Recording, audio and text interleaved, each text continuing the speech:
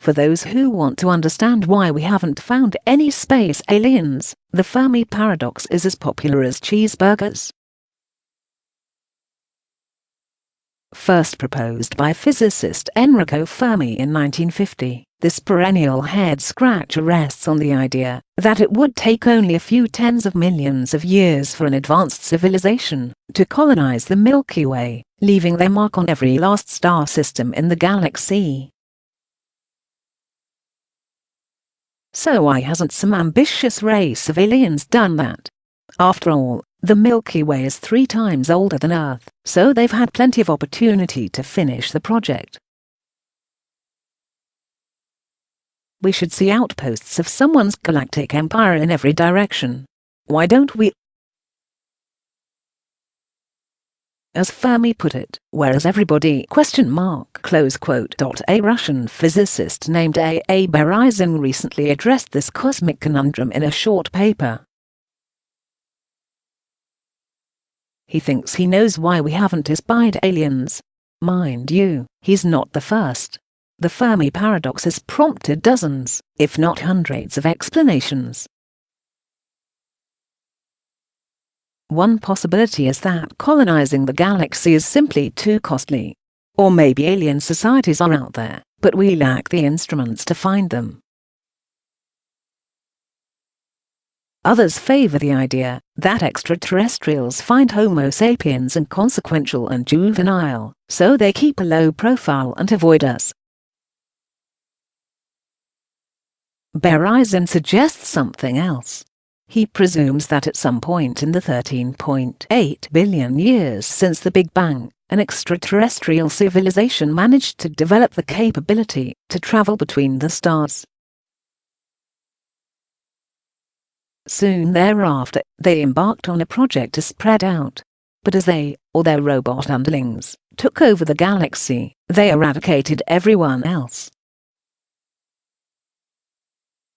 Some of this might have been inadvertent, in the same way that construction crews mindlessly obliterate ants. Does this sound like a variation on Douglas Adams' Hitchhiker's Guide to the Galaxy, in which Earth is unintentionally destroyed to make way for a hyperspace bypass? Well, it's the same basic idea.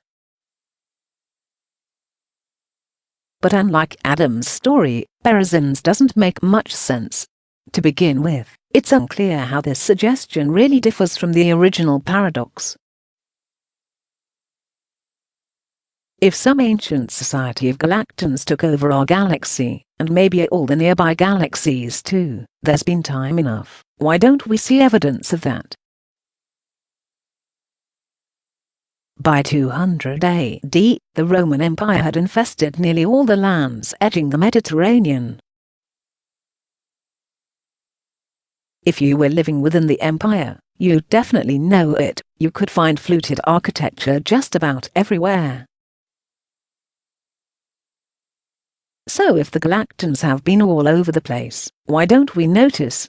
In addition, these hypothesized alien colonists couldn't just sweep through the Milky Way once and leave it at that. A new species, such as Homo sapiens, might arise at any time, offering a new challenge to imperial dominance and forcing the galactans to clean house again. Keeping control of the galaxy would be an endless project, and one that couldn't be managed from some central headquarters. Close quote. Even at the speed of light, it takes tens of thousands of years to get from one random spot in the Milky Way to another. Compare that to the response time for Rome, the time between learning that there was trouble afoot and getting their armies in place to confront it.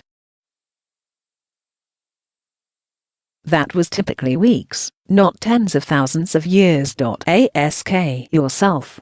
Would the Roman Empire have existed if the legions took centuries or more to trudge to Germania every time the troublesome Alemanni crossed the Rhine? Germania would cease being Roman before you could say barbarian.